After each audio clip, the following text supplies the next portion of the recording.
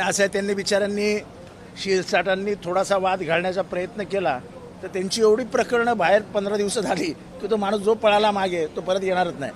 हेच तर चालतं आहे राजकारणामध्ये सध्या. सामाजिक न्याय विभागाचा निधी हा दलित शोषित पीडित लोकांचा निधी आहे आणि केवळ इथली दादागिरी ही नेहमी ह्या समाजातल्याच बांधवांवर आणि भगिनींवर येते. सामाजिक न्यायाचा निधी कायम म्हणजे वर्षानुवर्ष मी बघतोय. पहिला हातोडा पहिली कुऱ्हाड सामाजिक न्याय, दुसरी कुऱ्हाड आदिवासी आणि तिसरी कुऱ्हाड ओबीसी. म्हणजे ज्यांची लोकसंख्या महाराष्ट्रामध्ये 75 ते 80% आहे त्यांच्या निधीवरच तुम्ही हात घालता. तुम्हाला या समाजाबद्दल प्रेमच नाही आहे. तुम्हाला या समाजाबद्दल ना आदर आहे, ना प्रेम आहे, ना आपुलकी आहे. आणि हा संविधानिक प्रावधान आहे त्याच्यासाठी, कॉन्स्टिट्युशनल प्रोव्हिजन आहे निधीसाठी. मला शिरसाट साहेबांबद्दल काही बोलायचं नाही. मला त्यांची कीव वाटते, कीव. एका लढवय्या शिवसैनिकाला कशी शेळी करून टाकली आहे याचं उदाहरण शिरसाट आहे. पण सर सातत्यानं हा सगळा निधी वळवला जातो आणि एकीकडे निधी वळवला जातो तर दुसरीकडे सरसकट धोरण निवडणुकीमध्ये आखलेलं होतं लाडक्या बहिणींकरता, त्या मात्र सातत्याने कपात होत चाललेली आहे. अहो असं आहे की या पूर्ण महाराष्ट्राचा आर्थिक गाडाच विस्कळीत झाला आहे. 57,000 कोटीच्या पुरवणी मागण्या आणि त्याच्या आधीची 48,000 कोटीची तूट, म्हणजे 1,05,000 कोटी रुपये आणणार कुठनं? ए तुझ्यासाठी 2,000 कोटी ठेवलेत, ए तुझ्यासाठी पण ठेवलेत, ए तुझ्यासाठी 1,500, ए तुझ्यासाठी 1,000. अरे आहेत कुठे? मग कॉन्ट्रॅक्टरला सांगितलं हे बघ तुझ्याकडे ठेवलेत, ॲडव्हान्स तुला देतो. कोणाला काय मिळत नाही. पुढच्या काही महिन्यांमध्ये महाराष्ट्रामध्ये कमीत कमी 5 ते 10 कॉन्ट्रॅक्टर आत्महत्या करतील. निधीच मिळाला नाही, कामं केलेली आहेत, लोकांच्या उधाऱ्या वाढल्या आहेत, बँकेचं लोन भरावं लागतंय. कुठून आणणार आहेत पैसे? सगळी सोंग करता येतात, पैशाचं सोंग नाही करतायत. या महाराष्ट्राचा आर्थिक गाडा उद्ध्वस्त झालाय, चिखलात रुतलाय. अकार्यक्षम गोंधळलेल्या सरकारने महाराष्ट्राची आर्थिक पिळवणूक चालवली आहे. संपली आहे आर्थिक परिस्थिती. महाराष्ट्र एवढा आर्थिक डबघाईत, आर्थिक खाईत कधीच गेला नव्हता. आत्महत्याग्रस्त शेतकऱ्यांना 1-2 वर्षाची वाढीव मदत मागणी आमदारांनी केली होती. अहो काय शेतकरी, तुमच्या जाहीरनाम्यात तुम्ही सांगता, भाषणात सांगता कर्जमाफी करू आणि सरळ सांगता आम्ही बोललोच नव्हतो.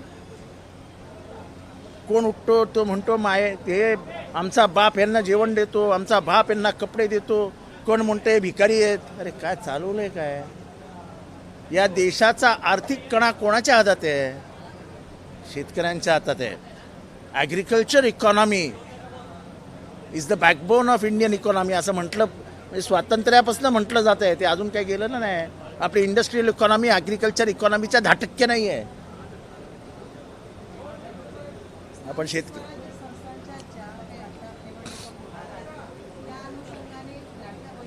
मी आज इथे एक महत्त्वाची गोष्ट सांगतोय. इलेक्शन कमिशन हे सरकारचं दलाल म्हणून काम करत आहे. सरकारचं दलाल. बिहारमध्ये अचानक इलेक्टोरल रोल रिफॉर्मची हे सुरू केले. 2003 साली इलेक्टोरल रोल रिफॉर्म्स केले होते. बिहारच्या निवडणुका 3 महिन्यावर आहेत. आता गरज काय होती इलेक्टोरल रोल रिफॉर्म्सची? कुठल्याही परिस्थितीत BJPला जिंकून द्यायचं आहे. काय करायचं तर मतं कापायला सुरुवात करा, मतं जी नाही आहे ती टाकायला सुरुवात करा. आणि काम कोण करतं? Election commission. मी अत्यंत जबाबदारीने हे सांगतोय की इलेक्शन कमिशन हे सरकारचं दलाल म्हणून काम करत आहे. बाबासाहेब आंबेडकरांनी जी इलेक्शन कमिशनची कॉन्स्टिट्युशनल प्रोव्हिजन केली होती, संविधानिक अधिकार दिले होते, संविधानाच्या माध्यमातून इलेक्शन कमिशनला स्वतंत्र अस्तित्व दिलं होतं, संपलं. महाराष्ट्रामध्ये प्रभाग रचना केली जाणार आहे. ही प्रभाग रचना त्या जिल्ह्यातले जे दादा मंत्री आहेत ते स्वतःच्या सोयीप्रमाणे करणार आहेत. कशाला घेता निवडणुका, नाटकं? ही नाटकं आहेत, नाटकं. विरोधी पक्षाला तुम्ही असे हरवू शकत नाही, मग असे हरवा. त्यामुळे निवडणूक आयोग हे थोतांड आहे, थोतांड. निवडणूक आयोगाने आपला कणा हरवलेला आहे.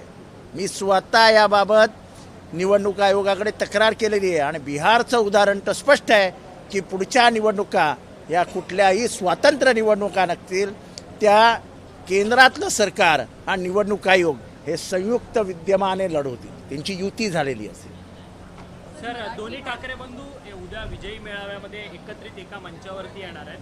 त्यामुळे या सगळ्या गोष्टीकडे अख्ख्या देशात, अख्ख्या राज्याचं लक्ष लागलं आहे. तुम्ही देखील त्या सगळ्या मेळाव्यामध्ये जाणार आहात का? कारण की मराठी माणसाच्या एकजुटीच्या हे बघा, मी पहिल्या दिवशीच सांगितलं की मराठी माणसासाठी जो हाक मारेल त्याच्याबरोबर मी आहे. पक्ष अभिनिवेश बाजूला ठेवूया. माझी माय आहे, ती माय. माझ्या आईने मला जन्म दिला, पण माझ्या आईने मला ओळख दिली. या मराठी मातीने मला ओळख दिली आहे. या मराठी भाषेचा प्रचंड अभिमान आहे, दुराभिमान नाही आहे. सगळ्या भाषा शिकाव्यात. मैं हिंदी भी उतना ही बात करता हूँ जितनी ज़रूरत है. I can speak English, talk English, walk English. पण माझ्या मराठीवर काही आलेलं मला चालणार नाही. आणि मराठी माणसांसाठी एक होणारं जो प्रयत्न करेल त्याच्याबरोबर मी. सर, मराठी भाषा को लेके नीतीश राणे का कहना है अगर लोगों से मराठी बुलवानी हो तो मुस्लिम डोमिनेटेड एरियाज जैसे कि मालवनी है, ट्रिनिटी बाजार है, वहाँ पे लोगों से मराठी बोलो. गरीब हिंदुओं पर अटैक मत करो. देखो, ऐसा है, नीतीश राणे बहुत बड़ा तत्वज्ञानी है, तो उसके बारे में मैं कुछ बात नहीं कर सकता हूँ. बहुत छोटा आदमी हूँ उसका सामने. तो उसको जहाँ बोलना, तुम जाओ भेंडी बाज़ार, मराठी के क्लासेस शुरू करो, बहुत अच्छा होगा. स्वीकार करेंगे लोग. लेकिन कुछ करो. यहाँ आके सिर्फ बलगना मत करो, बरगलाया मत करो. आदित्य ठाकरे ने क्या करना चाहिए, जितेंद्र आव्हाड ने क्या करना चाहिए, उतनी समझ हमको है. दिशा सालियन के बारे में बहुत चिल्ला रहे थे. क्या हुआ? सत्य परेशान हो सकता है, परिजा पराजित नहीं. मुंह पे गिरे ना, मुंह पे बल गिर गए ना.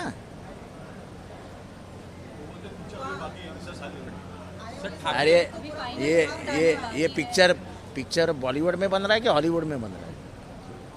यानी मुंबई में बन रहा है कि लास वेगास में बन रहा है? कहाँ बन रहा है पिक्चर?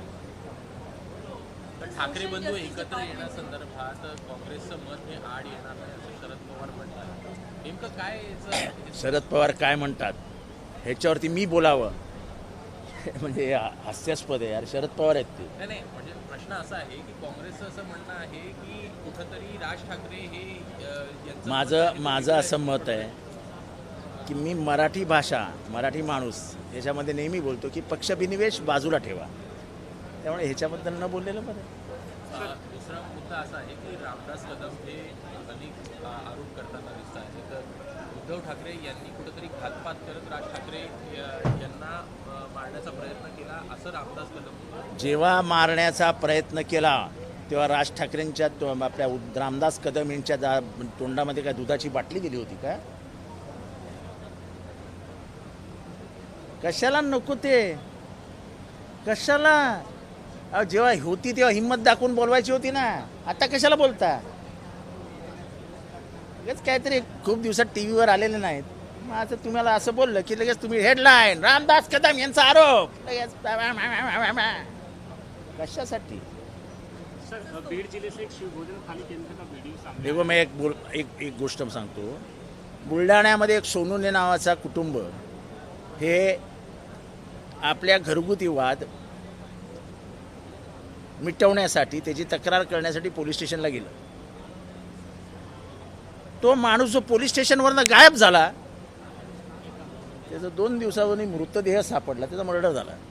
आता पोलीस स्टेशनमधनं जर कोणाला तरी उचलून नेऊन मर्डर होणार असेल तर या राज्यात न्याय व्यवस्था, कायदा वगैरे आहे की नाही आहे? काय पडलेलीच नाही कोणाला. मरो, कोई पूछने वाला नहीं है. गृहमंत्र्यांचं फेल्युअर आहे सगळं. और राज्य कोसळते हो, राज्य कोसळते. सोशल जस्टिस डिपार्टमेंट से हर महीने 410 करोड़ की अमाउंट. अरे सच मानो में तो अमाउंट 420 की होनी चाहिए. ये सब चीटर है, चीटर लूट रहे हैं महाराष्ट्र को. और खास करके सामाजिक न्याय किसका निधि है ये? गरीब, पीड़ित, शोषित, पिछड़ा, अति पिछड़ा, इसका निधि है. तुमको वही दिखते है क्या? डिपार्टमेंट के मंत्री पहले इसके विरोध में अरे थे, अब उन्होंने एक्सेप्ट कर लिया. अभी क्या करेंगे, क्या चलती है बेचारे की. जैसा ही उसने कहा कि ये गलत हो रहा है, ये हमारा संविधानिक अधिकार है, उसके इतने बड़े लफड़े पेपर में आने लगे कि कोई भी डर जाएगा यार. आनंद वे ब्राह्मण महासंघाच्या नेतृत्वाखाली त्या पुणे आनंद वे हा माणूस मस्ती करायला तर जाम आवडते. पेशवाई आणायची आहे का तुम्हाला? एकदा सांगा आम्हाला, पेशवाई आणायची आहे महाराष्ट्रात, मग बघू आम्ही कसं लढायचं ते. एबीपी माझा, उघडा डोळे बघा नीट.